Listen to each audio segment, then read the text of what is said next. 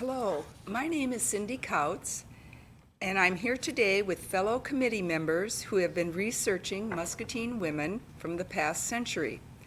Our project name is Muscatine Women of Influence and Inspiration. We've had fun learning about these women and considering the contributions they made to our community. This project was developed to commemorate in 2020 the 100th anniversary of the 19th Amendment, which gave women the right to vote. Before 1920, women did not have the right to vote in the United States. The suffrage movement fought for this right, and the people who were part of that movement were suffragettes. The word suffrage means the right to vote in elections. It does not have to do with suffering. The 19th Amendment to the Constitution provides men and women with equal voting rights. Our committee consists of Muscatine residents, but the inspiration came from a statewide initiative called Hard Won, Not Done. This is, in part, supported by the League of Women Voters, as well as other organizations and individuals. Across the United States, there will be many various events to celebrate this centennial. Our project will feature a short biography of one woman each month. These will be published in Discover Muscatine newspaper and other social media sites. I'd like to now introduce the writers here today. They will share the stories of the women they researched and their importance to Muscatine. We don't know if they were suffragettes, but they certainly chose independent paths and each made a difference. Our panel is Christine Conlon, Sharon Savage, Jean Clark, and Mary Wildermuth. And we will begin with Christine and her woman, Myra Hershey. Myra Hershey. We have a picture of Myra coming up. The picture was hard to find. I looked all over the media for a picture of Myra Hershey, and I ended up writing to UCLA, to the archives of the Hershey dormitory. She donated the money for the first dormitory on the UCLA campus, and that's where I got this picture, and that's the only one I've seen of her. But she's very attractive. She was born in 1843 in Pennsylvania. The Hersheys were related to the chocolate Hersheys, but not close. Myra went to school in Berlin for a couple of years and was artistic and was a musician, was a very educated lady. Her father made his money after he came to Iowa, to Muscatine, by having a sawmill. He was one of the early lumber barons, of which there were quite a few in Muscatine. He made so much money with the sawmill that he started his own bank, and he bought a farm. When he died, Myra inherited everything. She was pretty much in charge. She didn't run things in Muscatine, but she was on the board of the bank, and she was in charge of the Myra Hershey lumber yard, which later became Beach Lumber. We have the next slide is the bank building, which everybody should recognize. It's the Hershey building on the corner of Sycamore and 3rd Street. It looks a little bit different in the picture. Okay, what else did Myra do with all that money? And we're talking millions at a time before there was income tax. One thing she did was donate the Hershey Hospital in Muscatine. This was after she had moved to California. The people in California were very jealous that Myra had given a hospital to her hometown. She gave it in honor of her father, and they wanted a hospital too, so Myra donated a hospital to the people in California. What was interesting about the hospitals was that anybody could go there. She didn't care what creed you practiced, what color you were, how much income you had. In fact, in the one in California, she gave them an endowment that if you could not afford to go to the hospital, she would pay the difference between what you could afford and what the charge would be. A lot of my generation was born in Hershey Hospital in Muscatine. So she donated that hospital. She moved to California in 1894. Another thing she donated was her family's summer house. And in order to support the whole enterprise, the farm that the summer house was standing on. And that's, if you go down Hershey Avenue all the way, you'll get to the Lutheran homes. And we grew up again remembering this building at the Lutheran homes. That was an orphanage for a long, long time, and later on they added more buildings and it became the rest home. So the farm supported the Lutheran homes. Another thing she did in Muscatine was she funded the YWCA building. So she was the Hershey Hospital, the summer house for the Lutheran homes. She donated money for the YWCA, and she also built the bank building downtown. Okay, she moved to California. In California, she bought lots of real estate. Myra was a very good businesswoman. She became much, much richer. She went to a party one night at the Hollywood Hotel and decided to buy the Hollywood Hotel. And what she did at the Hollywood Hotel was entertain movie stars. This was in the 20s. A lot of young men would stay at the hotel and they would dance with her, mostly because they knew that if they didn't dance with her, she might kick them out. They didn't have all that kind of money. It was said that Rudolph Valentino was discovered at the Hollywood Hotel, and that's where she died. She died in her room in the Hollywood Hotel in 1930. Okay, Myra Hershey, every time you drive down Hershey Avenue, think of the Hersheys and what they did for Muscatine.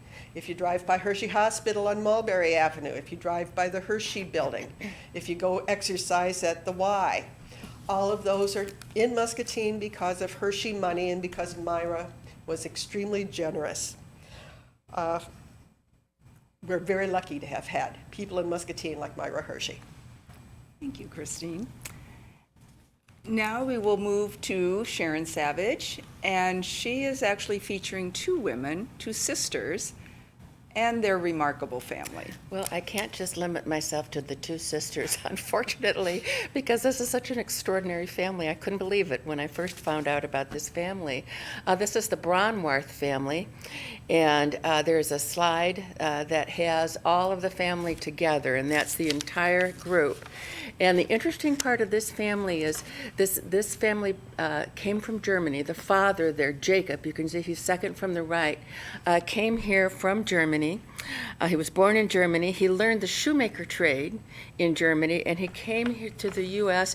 through New Orleans and then bought a saloon, began in Muscatine with a saloon from 1859 to 1860, and then bought a boot and shoe store downtown on 2nd Street, and we'll have a picture of that later on in 1866. So this family began with people who were relatively poor, an immigrant family from Germany, and Mrs. Braunwarth also came from Germany. And all of those ladies that you see there are sisters. The one on the very far left was Dr. J. Sarah Braunwarth, and an interesting thing you'll notice that these sisters are predominantly doctors. So the one on the left was Dr. Sarah.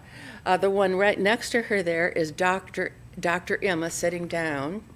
And then far on the right is Dr. Anna sitting down.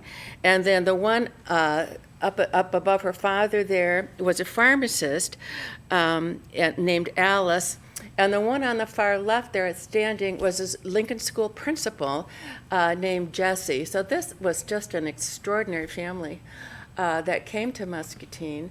The story is that the father was really interested in his daughters being serious in their studies and trying to make a good life for themselves.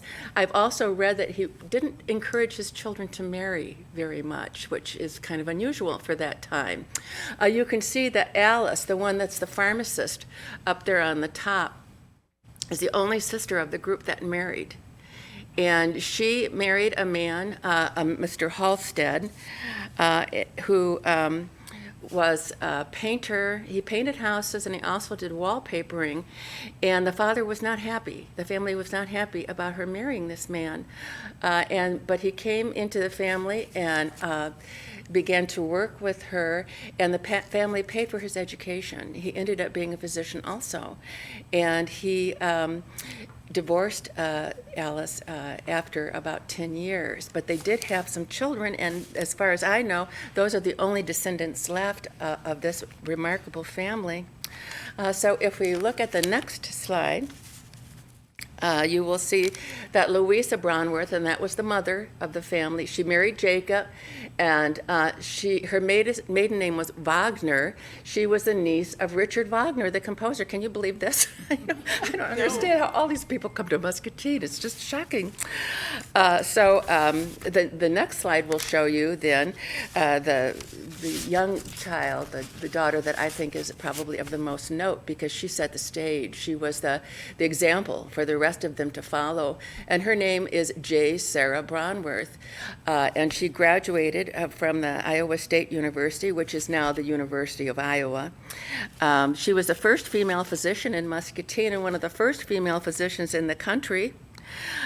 She began her medical practice in 1876, and her father opened a medical office above his shoe store on 2nd Street downtown. So she began her medical practice in the shoe store, or above the shoe store. In 1980, women consisted of about 5% of the total doctors in the United States.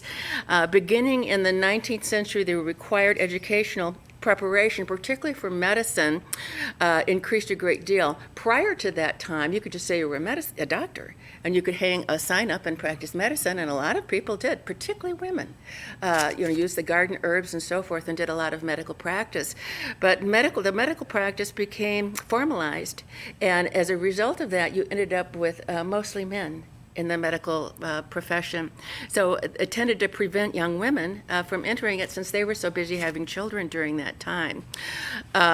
Although home nursing was considered still a female job, even nursing in hospitals was considered a male job at that time. So the American Medical Association barred women initially, but in 1915 they began to admit women as members into the Medical Association. And we can say that Sarah went through a great deal, being one of the first female doctors in the country, as well as one of the first female doctors here in Muscatine. One of the things that I've looked through, researched, and found that in the medical compendiums in the medical magazines, there were some really negative things posted about Sarah. Here's an example. It says, in all ages, woman hath been the real physician of the human race, but it is only lately that she has caught on in that service. To be appreciated must be paid for. She was really put down. She said that you speak of women's aches and pains. I know my robust German and Irish women who could take you across their knees and spank you in spite of all your resistance, and that at a time when she had a new hopeful kid, perhaps a few days old. So she goes on to talk about who she thinks is writing some of these nasty things about her in the papers.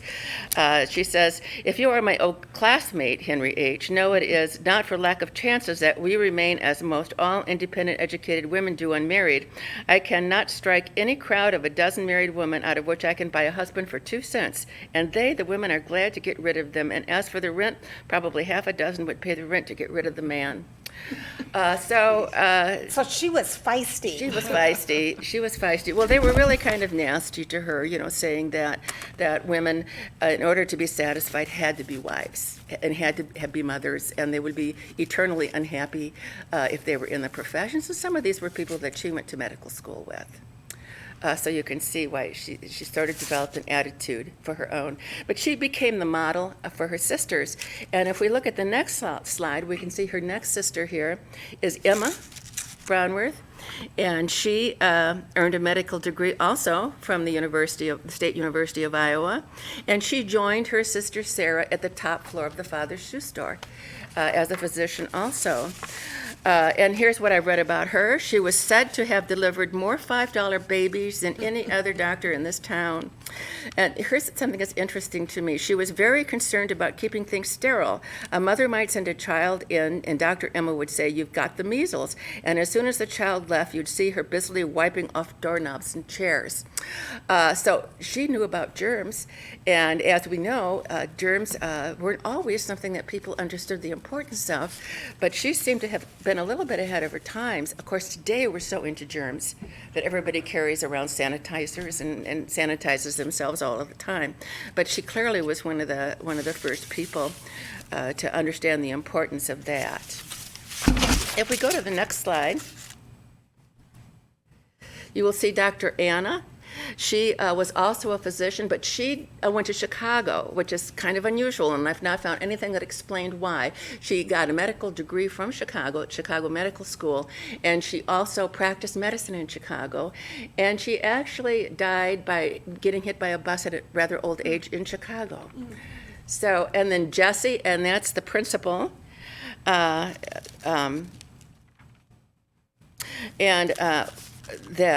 she has been described when she was a principal as a person who was large and imposing. She wore black shoes and carried a big black bag and seemed to wear dark clothing. And she seemed like she was scary to the littlest children. She wore her hair pulled into a knot on the top of her head very tightly and was quite stern and often instilled fear into children. And we got that information from one of the ladies in town that actually went to school with her and had her as their principal. So if we go on to the next slide. This kind of shows you some of the changes that we see in the professions, and most people don't understand that these changes really have occurred relatively recently. You can see the brown or the gold kind of what do we call it? Lines are males. The purple lines are women. So you can see immediately, that picture tells the story. You can see that in dentistry, which is the first group of lines, in 1970, 99% of the students in dentistry, 99% of the professional degrees were men. And we're talking 1970, not 1870. No, that's right. That's right. 1970. That's right.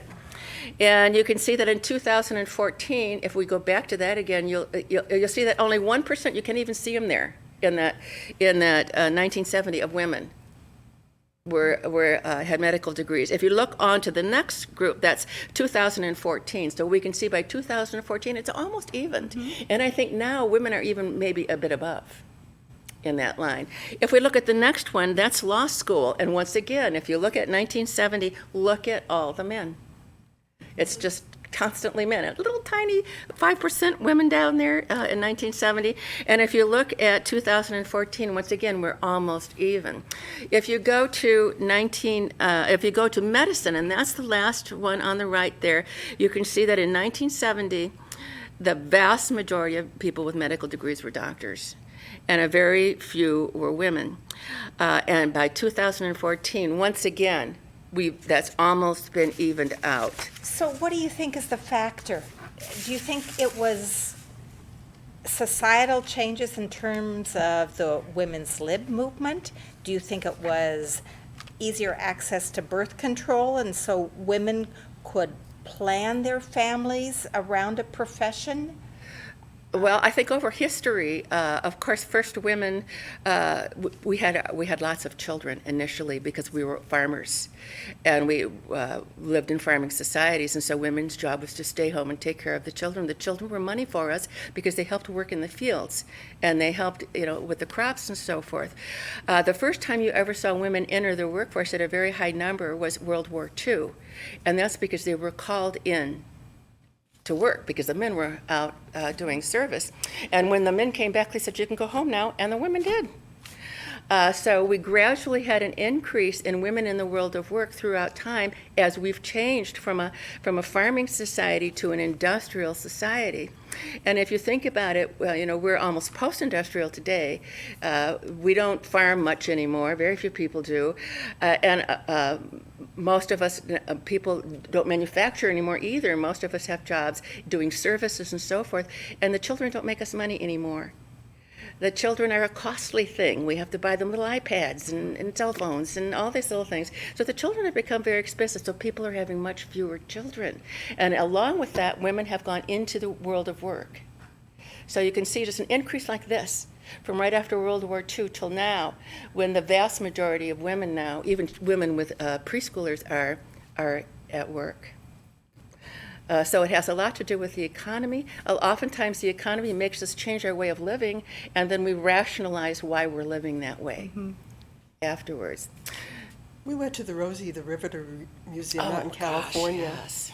And there were interviews with women who had been welders and so forth, and they didn't go back home because they wanted to. They were fired. Well, a lot of them were, but from being I can recall when I was young, girls were not allowed to wear pants to school, and we were not allowed to play in basketball teams and so forth because I it think was when too much all stress. of us were young. Well, yeah. And we just accepted it. 1970, we were already all adults. There you go. We just accepted it as natural. I didn't go to the principal and say, I am wearing pants, thank you, it's snowing. None of us did. We just went along with it. We accept these things as natural if we grow with them, if that's part of the culture that we're in. And I think that probably a lot of the women in World War II said, okay, I'll go home now, thinking that it was just a natural. But not all of them. Of course not all of them. Of course not.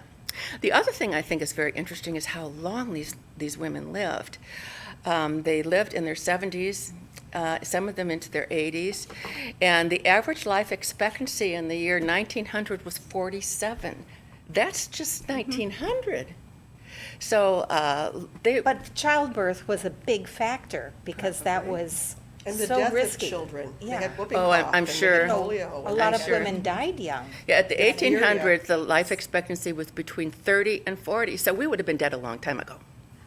So the fact that these ladies, and all these ladies that we talk about, were able to live so much longer than most of the people of that generation is rather amazing and may say something about Muscatine. Yeah. Thank you, Sharon. You're welcome. We will move on to Jean Clark, and she is going to talk about, Oh, wait a minute, we have one Oh, more I'm location. sorry. I wanted to do their location. yes. One more slide. Yeah, there. That's the location, I'm sorry, I just thought that people would want to see it. That's 112 East 2nd Street.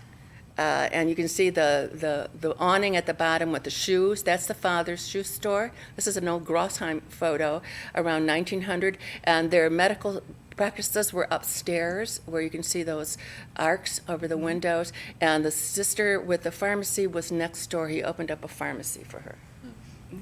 that's a wonderful shot.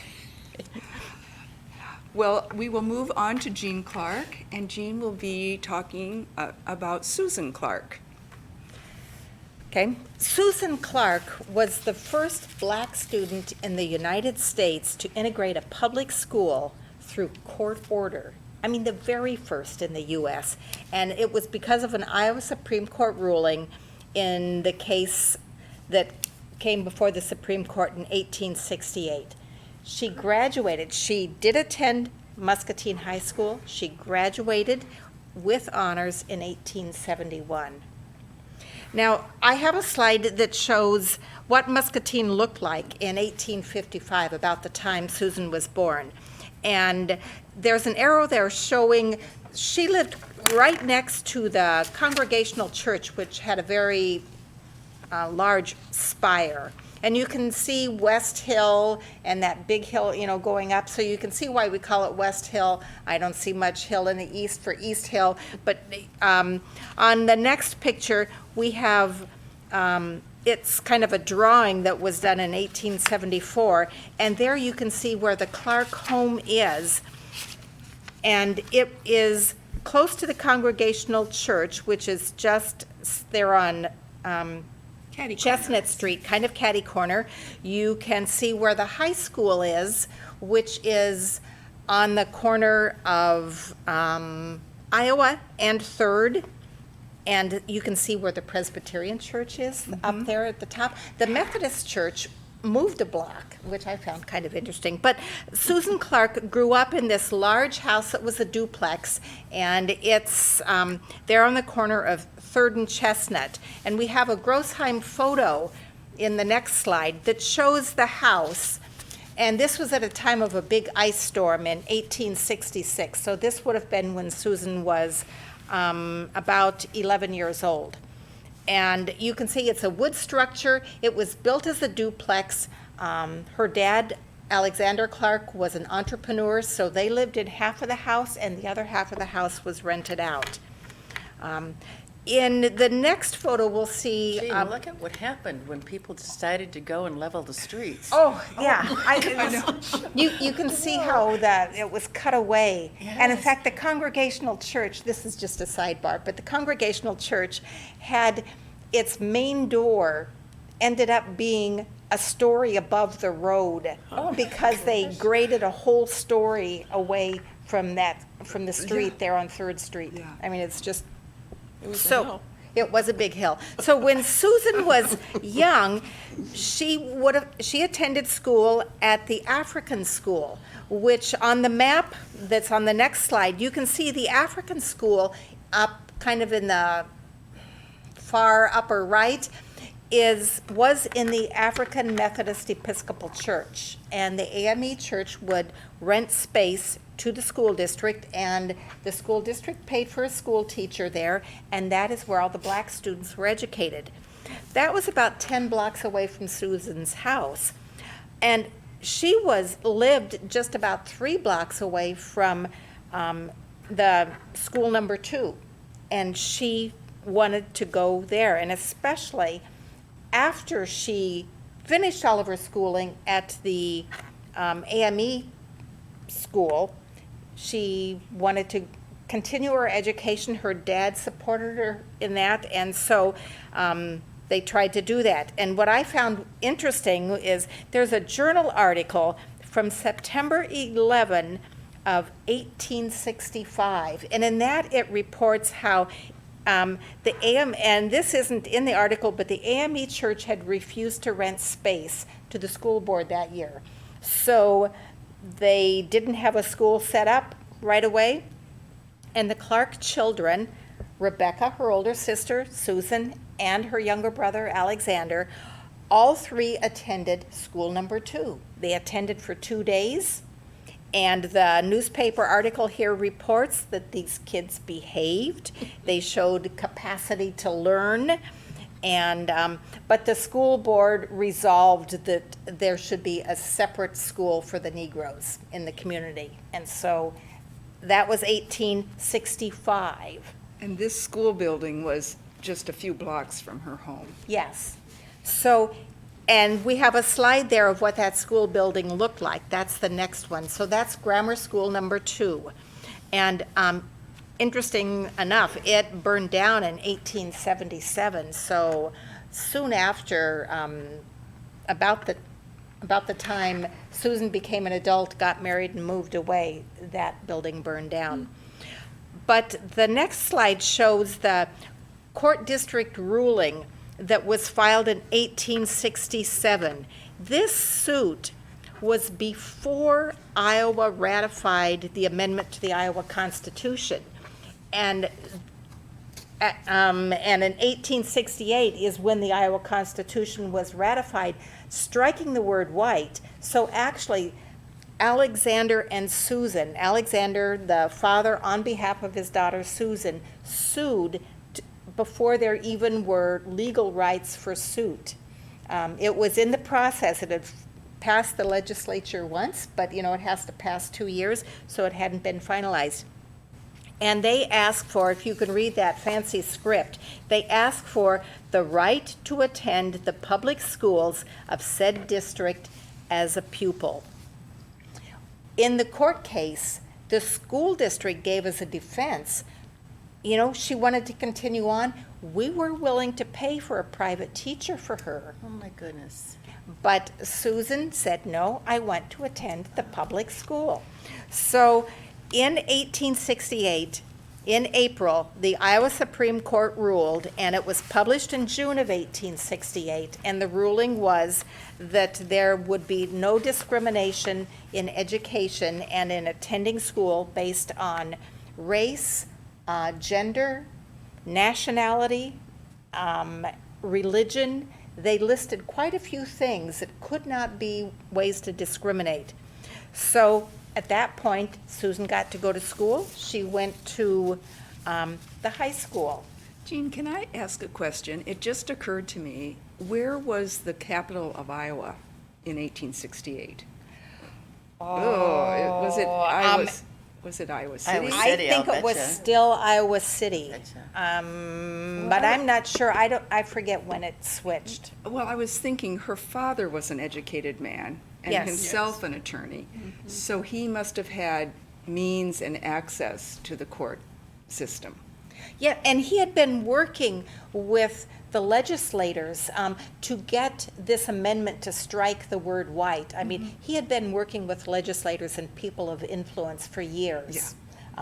Because, and it was after the Civil War that the blacks really pushed, saying, we fought in this war. And as veterans, we should have rights.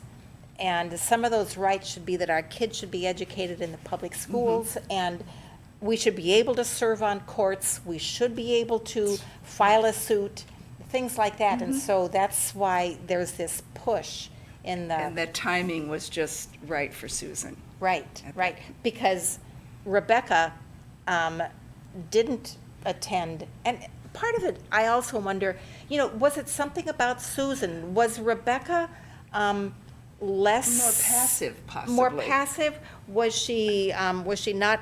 I mean, to think as a 13-year-old to go to school in a school where you're the only one, they don't want you. I just think, What what about about the courage? parent? I mean, imagine being the parent and sending your child to school knowing nobody wants them there. They're going to be probably mistreated. It had to be so difficult. Well, as I'm sure it was. But think 100 years later, in 1968, we were still going through That's this right. with civil rights. Yeah, yeah.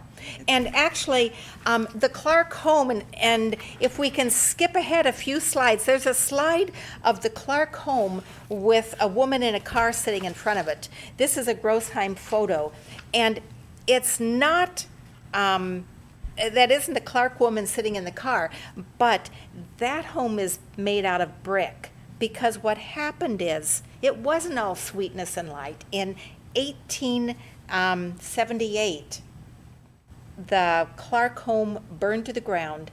They suspect it was arson, and so at that point, Alexander rebuilds the house, and he builds it brick, double-walled, with space in between, as an attempt to make it fireproof. So it wasn't an easy thing in the community to do. And there was resistance. Not everyone was supportive. There were factions. Yes. And so if we can jump back, there is, the high school where Susan attended is actually there where Welch Apartments are. And there's a little bell tower that from the high school that is still there. So that's the school where Susan attended. It was just a block away from her home, and quite convenient. And she graduated with honors, and she also addressed, at commencement, she addressed the class. She was part of the commencement address in 1871. And the next slide just shows 150 years ago, because this is when it happened. This is just a clipping from the Des Moines Register, but this was huge, like you referred to. It was 86 years before the Supreme Court integrated all public schools. I And remember the integration of the schools in the South. Do you?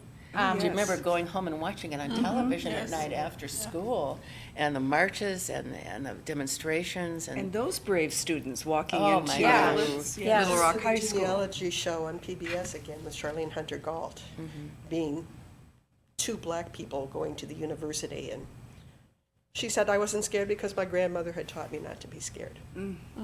Well, and when they integrated the public schools, they cited Iowa's Supreme Court ruling in favor of Susan. They cited the Clark case. And that same case was cited recently when the Iowa Supreme Court said in the Varnum case that Iowa needs to allow same-sex marriage. It was seen as a huge Equal civil rights. rights and Equal equal rights, rights a under the civil law. rights case. That's what Dr. Martin Luther King always said the civil rights movement was about, equal rights under the law. Yeah. You know, that it doesn't matter how you feel about somebody. Their rights shouldn't be dependent upon your attitudes and your feelings. It's a matter of equal rights under the law.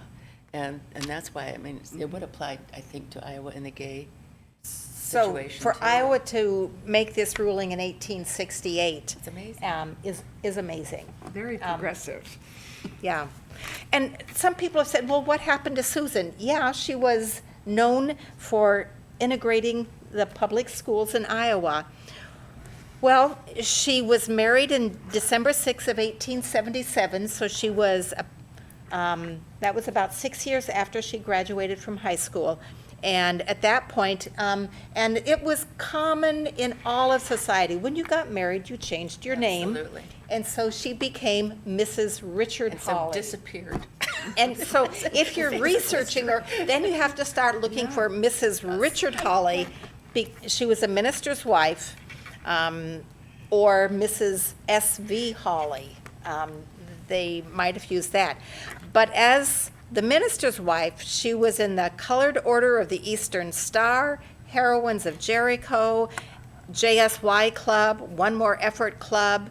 She lived in Champaign, Illinois, Davenport, Waterloo, Cedar Rapids, and most of her married life was in Cedar Rapids from 1890 to 1914.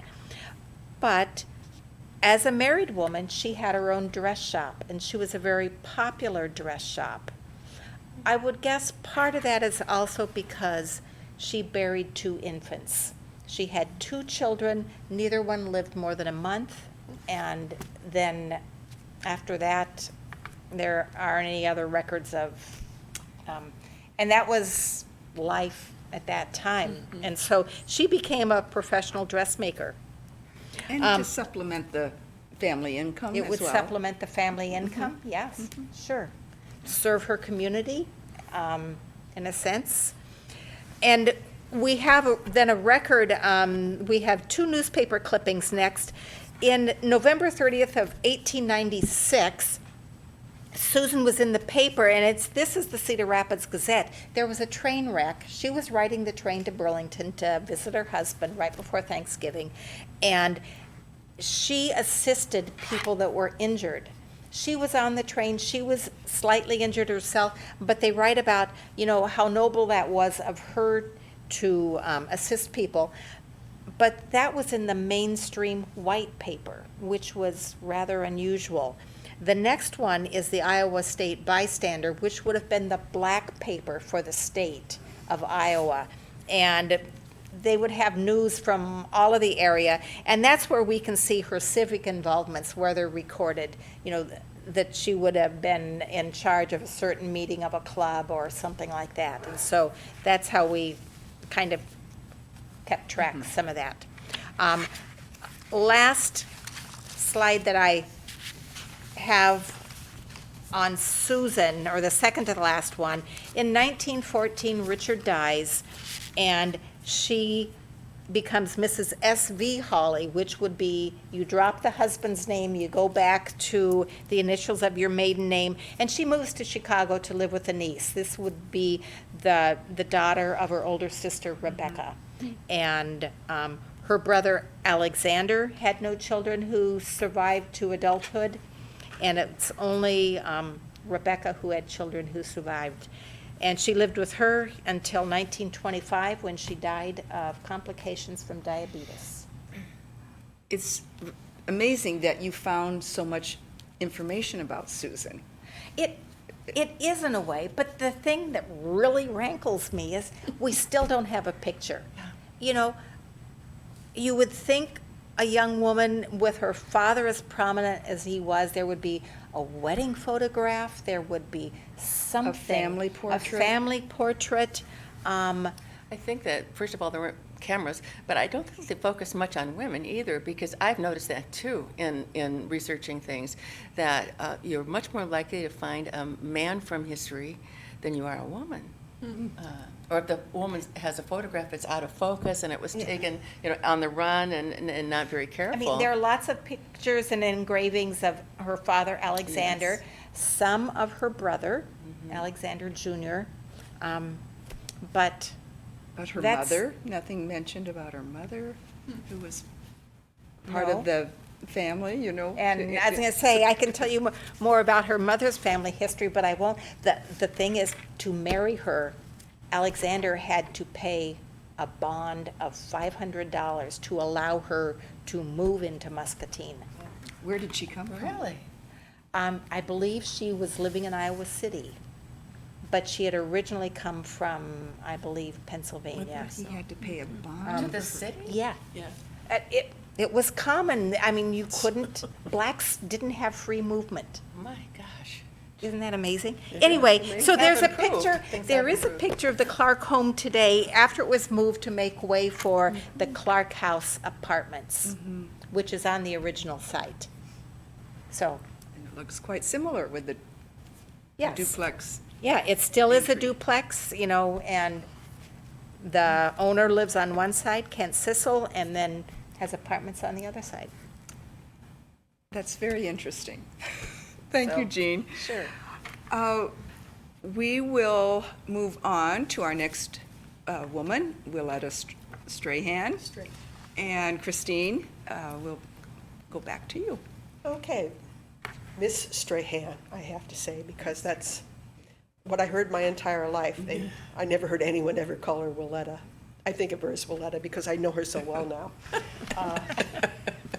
Miss Strahan was the first dean of Muscatine Junior College, and I like that you say that she also inspired many of the men, because that's absolutely true. She was born in Denison in 1883, and when they decided in Muscatine they were going to have a junior college here, they hired her from Denison. She was principal of the high school there. She'd also been principal of the junior high. So that was 1929, Muscatine Junior College was founded. And in order to be a junior college, they had to have students, and Miss Strahan went out and recruited people to be students. Right now we're in Larson Hall, and Keith Larson was one of those students who was recruited. He was in the second class at Muscatine Junior College. And that was at Jefferson School, and I'm not talking about the school they just tore down. I'm talking about the school they tore down before that. They had 3 rooms at Jefferson School. And then they were also at Jackson School for a while. They were at Franklin School for a while. They were on the 5th floor of the Hershey building, where they had 2 classrooms, a library space, and an office. Then at Old Central, where the high rise is now, in the corner of 6th and Iowa, which is where I went to school, but it was originally the high school, and that's where my father went to junior college, was in the Old Central building. When they were at Old Central, they also had some classes in the telephone building. So the junior college was, they took whatever they could get, it sounds like. She retired in 1948, but she kept teaching. She had been an English teacher, a speech teacher, and a drama coach. She put on a lot of the plays that the junior college put on. And she retired from doing, and she was also a librarian. She retired from doing all of those things in 1952. In the 40s, there's World War II. What happened to junior college in World War II? Well, Miss Strahan kept it going. She had fewer than 20 students at one point. They were mostly girls. They did have a program here, a war training service program, which was conducted through the college. It prepared young men for pre-flight training. Mostly girls at that time again, but the standards were still kept high. She had incredibly high standards all the time she was dean. After the war, the place was packed because the GI Bill was paying the tuition for all those young men who had returned. GPC employees were also coming here to go to chemistry classes, so it went from very few students to a lot of students. And then Mr. Han retired, but she kept teaching. She was also very, very busy in the community. For example, She started the Business and Professional Women's Association. She started the local branch of the American Association of University Women, and she not only started it, she was secretary of it, she was first vice president of it for a while, and she was president for a while. And that was not only in Muscatine. She was also very active in the state organization. She was secretary of the state organization and president of the state organization. She was secretary of the State Junior College Association. AAUW named 2 grants after her, and what it means for American Association of University Women grants is that the money has your name on it, and it goes to support women who are going to graduate school. So it's a very prestigious thing. And she got a named grant from the Muscatine branch, and then when she retired and moved to Mason City, she got a named grant from the Mason City branch. She always was being educated. She went to Coe College. She got her BA and her MA from Iowa City. At that time, it was the State University of Iowa. She went to Peabody College. One summer, she went to Cambridge College in England, and that was just before the war. And when she came back, she talked to organizations in Muscatine, telling them what was going on in Europe, what was going to be happening. So she was well aware of the political situation that was going to lead to World War II. She also went to Chicago University. Just an anecdote about Miss Strahan from Keith Larson in one of the newspaper articles. Every year they had a day-long college picnic, and they did this at Rotary Lodge. It was the annual spring festival, and one of the things they did was kidnap the dean. And Miss Gackle, and you have Gackle Hall here also, Miss Gackle would help the students kidnap Miss Strahan. Miss Strahan and Miss Gackle were very good friends.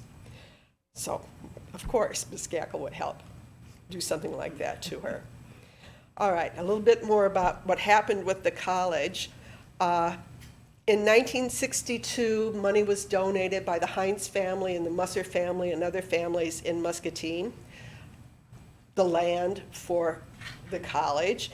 In 1966, it became Muscatine Community College.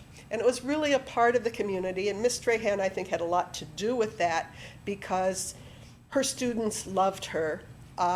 She was totally involved in the town.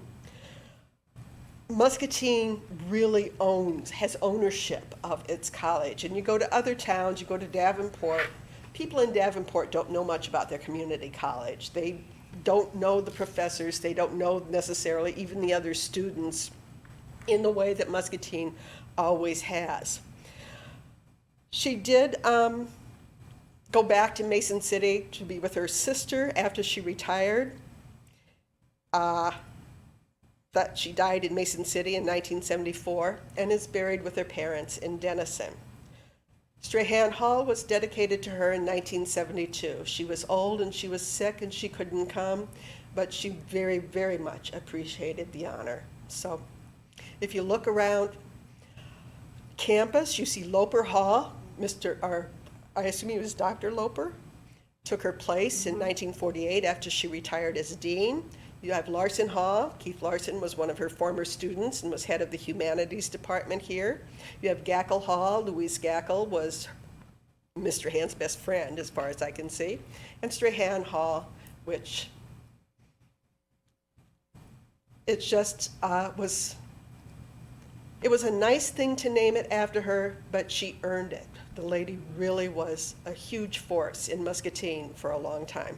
I'm just so glad in her lifetime she was recognized and knew she was so well Oh, I think everybody. beloved and respected. If you look at the slides, they show one of the receptions for her. Mm-hmm. There are big articles in the newspaper where people come out and say how much they admired her and loved her. I'm so glad to know more about her. Thank you, Christine. And next we'll go to Mary Wildermuth, and her young woman is Pearl McGill. Thank you, Cindy. So our last person today is Pearl McGill, and Pearl McGill was born in 1894. And actually, we have lots of pictures of Pearl McGill. You've all have commented that you couldn't find many pictures, but her niece, Jean Burns, is probably responsible for the pictures that we have. So coming in 1911, she came over 100 years ago, and the reason that she came was to make pearl buttons, because that was the heyday of the button industry. So on our next slide, we have another picture of Pearl, another young woman. Like I said, she came when she was 15. I'm sure some of these are older than the age of 15. But the reasons, obviously she came to make buttons, but her high aspirations were that she was going to learn the trade and return to her hometown of Grandview, and she would help her uncle and also open a button factory. Her kudo, I guess, is that she was more educated than most adults of the day, and so she was able to become active in standing up for the rights of workers in Muscatine during the 1911 button strikes. So we'll go into the next slide. As we said, her education enabled her to improve, to speak out and then to improve the work conditions in Muscatine, but also across the United States. In a little bit, we'll hear how she helped out in big places like New York, St. Louis, Chicago. She eventually attends the University of Northern Iowa and receives a teaching certificate, and then comes back to her hometown, so to speak, moves upriver to Buffalo, Iowa, and meets her demise there. So our next slide really gives you a little bit of background on the button industry, and you can see from the photos of the next slide, you actually see gentlemen along the riverfront who are clamming, and then you see a big picture. It's noted there, that's the Miller family, and we all know the Miller family had lots of children and lots of family members, but they were clamming also, and so the process was to harvest the mussels from the river and then to make buttons out of those. So on the next photo, you see a variety. You see pearl buttons, and you see a shell with holes cut out of it, and then you actually see a shell. And Muscatine in 1911, it's the heyday of the button industry. We're known as the pearl button capital of the world, and we are producing 1.5 billion pearl buttons annually. Oh, we got our slide back. The next slide, the industry really starts out along riverfronts and backyards and driveways, but it grows very rapidly. If you're going to become the pearl button capital of the world, you're going to have to move from someone's house or backyard. So the photo that's here is obviously in a factory, and there's a gentleman there, and you can see the piles of shells behind him. There actually were women and children working, which we talked about earlier. So this would be 1911, and women and children were actually working from home, because this is a cottage industry, but also within the larger facilities that were factories, not like what we might think of as a factory today. The next picture is the Muscatine Button Company. Kind of looks like a house, and it isn't, and it's kind of an interesting photo if you look, and you can see how they staged this picture, because there are people standing in all the windows posed for the picture. So it's an early button factory. We're having troubles here, aren't we? The next photo would be an interesting one, because if you look at the picture, it says juvenile sewers and carriers. That's what's printed on the picture. So children were, in 1911, able to work, and their job in the factory was basically picking up the buttons or the chaff underneath all of the machines, the blanks, whatever got thrown to the floor. The children crawled under the machines and picked up the buttons or the chaff. And how dangerous that It would have been very dangerous, but someone felt the need. I don't know that Pearl was involved in this, but someone felt the need to organize the children. So you can see how many children in that photo were actually involved in the button industry. Helps you understand why we passed child labor laws. You can understand, can't you? Yeah. And maybe the union did bring about some benefits to the children. Maybe they, Oh, I would say that, you know, Shorter. everybody, I mean, if you, in a little bit, we'll talk about the reasons there were strikes, and I would say that it was nothing that wasn't appropriate. It really is much more about safety and appropriate pay and all of that. So, the next slide shows a really large button factory, and this is called a finishing plant. And the photo, as the photo says, what you're seeing here is a early finishing plant. It says it's extremely rare to have a picture of it, but it was a huge building. You can see the cars. There's actually women standing there in front by the do you know where windows. that's located, Mary? I don't know where that's located. I wonder if it was the one on Mulberry where there's a parking lot now. Didn't Possibly. it kind of look like that? Yeah, it did. I don't know. We'll look for that. Okay, so the next slide really speaks to the conditions, and this would be what Pearl's role was of what really were the things that people were wanting to change. And the reason there was a strike, the button company owners sort of said, well, there's not resources, we're running out of shells. And if you know anything about the button industry, Muscatine had to go to 19 other states around us. So this industry is huge. Go to 19 other states to get blanks or get shells to cut buttons from. And so probably it was true that we were running out of resources because we had to go to those other locations. But the people were also saying our conditions are poor. And if you look at the list, they're not asking for anything that really I'm going to deem not appropriate, because they just want it safe and they want to be paid and have the companies be accountable. So one of these says we want honest weights and counts and measures, and how easy it would be to cheat when you're counting buttons or cutting blanks. They want sanitary work conditions. We want to be paid promptly. You know, imagine if you're working from the backyard, you got to go sell your wares, and it probably does take a little bit of time to get paid.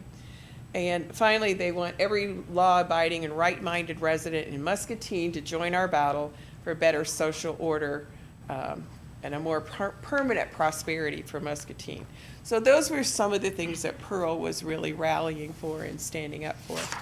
The next slide really actually shows a picture of, and predominantly it's men that were actually the people that went on strike. And they went on strike for at least a year. They were shut out. And there were several strikes. There wasn't just one strike. Did they get accomplished what they wanted? To a degree, but probably not totally. To speak to the time, the character of the time, if you look at the next slide, the governor of the state of Iowa, Governor Carroll, actually had to call the militia to Muscatine in April of 1911 to quell the rioting. So this was not a pretty time, and actually Paul Wiltz, who taught here at the college, was from Germany, and he said, you know, a strike is never a pretty thing. So, and then also the governor calling the militia. Watching a little bit of public television, you know, that's kind of like what the MO would be for a governor. That would be his way to quell the rioting, was to call the militia in. So that really wasn't an uncommon thing, but it was the tool that the governor had.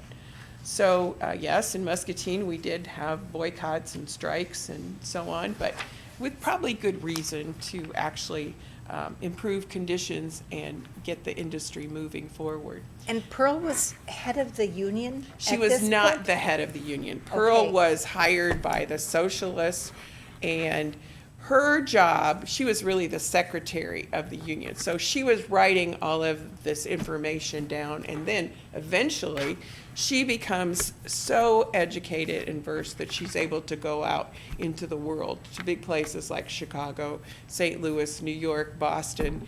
In Boston, she would have been in the bread strike or the bakery strikes. In New York, there were Muscatine people that had factories there. So she was there. In the literature, the research, and a lot of where we get her information is from her aunt, who is Jean Burns, who's recently passed away but kept excellent records. What Jean found was that there were a lot of women involved with Pearl in the speaking out and the educating of So people. she was basically a labor organizer. She was an organizer, that's it, exactly. Wow. So Chad, I don't know if we had the picture where she actually lived, but there was a jewelry store there above Chicharo's, so that's on 2nd Street in Muscatine. And where the stairwell is, I always wanted to put a sign there to say, okay, this is where Pearl McGill would have walked up those steps and into Chicharo's there. So that's on 2nd Street in Muscatine. So Jean, as we said a little bit ago, she did speak out for the rights of workers, but Helen Keller also she met, and Helen Keller commented about her life like this. She said, "I've often thought of you many times since we saw you at the station in Cedar Falls, and my heart goes out to you in your brave struggle for education, so that I'm moved to help you." And I guess I should back up, because by this time she's left the speaking engagements and the rallies, and she's decided to come back to Iowa, and she meets Helen Keller, and Helen Keller says, "You know, I'm going to help you go to the University of Northern Iowa and get your teaching certificate." So she says, "Will you accept the enclosed check as a token of my warm sympathy and comradeship? I long to give back to others all the help and happiness that have been bestowed upon me, and it makes me happy to have this opportunity to do something for one whose courage and devotion to a noble cause are such inspiration to me. I wish you every success in your work. I look forward confidently to your being a teacher, or not only in a classroom, but in the great school of the world.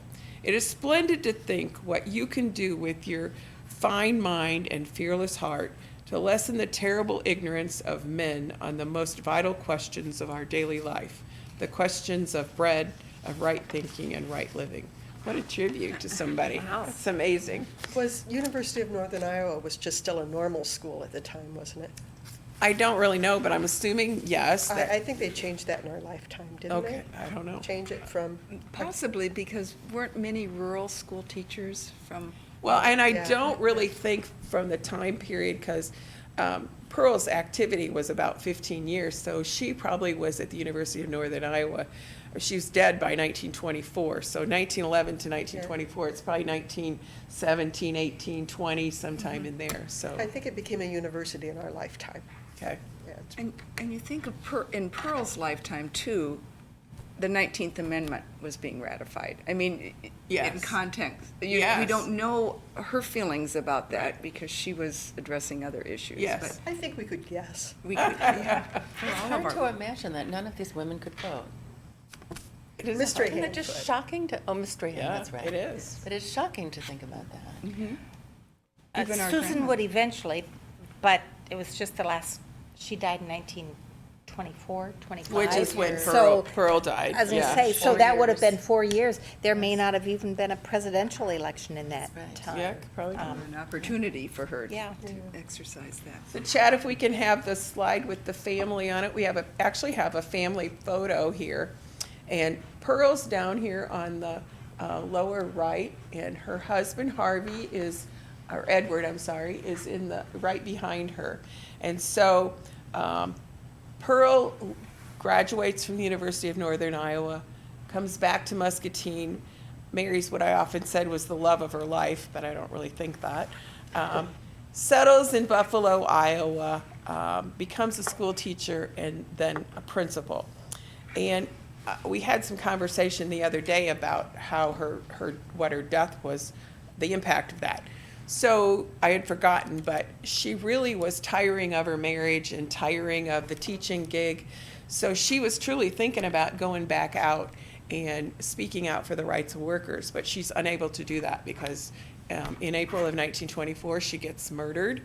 And it's surmised and still on the records in Scott County today that Edward, her husband, murdered her. And what we know is that a couple weeks after her body's found in the next door neighbor's yard in Buffalo, Iowa, that his body's found in the Mississippi River dressed in women's clothes, and he's dead as well. And I think the conversation, Christine, if you remember what you said the other day about how he maybe Could have been framed. Yes, and when I thought back about, because the other day I thought, oh, that's not right, but when I thought back about that, she was getting ready to leave teaching and her marriage, so possibly someone was framing her, but we don't Framing know her that. husband, Right, yeah, putting him in a dress and. yeah, exactly. So Chad, the last picture leads to us thinking that, wondering what happened to Pearl in Buffalo, Iowa. If you go there today, you could actually, the houses are still there where she was. Jeff Copeland, who's the writer of the book Shell Games, Actually, I was on a tour where I saw that house, so I know it's still there. Is it a private home? It is a private home, yeah, it is a private, it's not a museum. So that's Pearl McGill, what a woman, huh? Absolutely. Thank you, Mary. You're welcome. And in closing, I'd like to thank all of you for introducing us to just a few amazing Muscatine women. Their stories are an important piece of Muscatine history, and we recognize the challenges they faced in their lifetimes. They became role models for many future generations of women. Please watch for the monthly biographies written throughout 2020 in Discover Muscatine newspaper. And also, we want to express our gratitude to Chris Anderson, the artist, for the beautiful logo design, and to Chad Bishop and the MCC Video Studio for their assistance with this project. Thank you.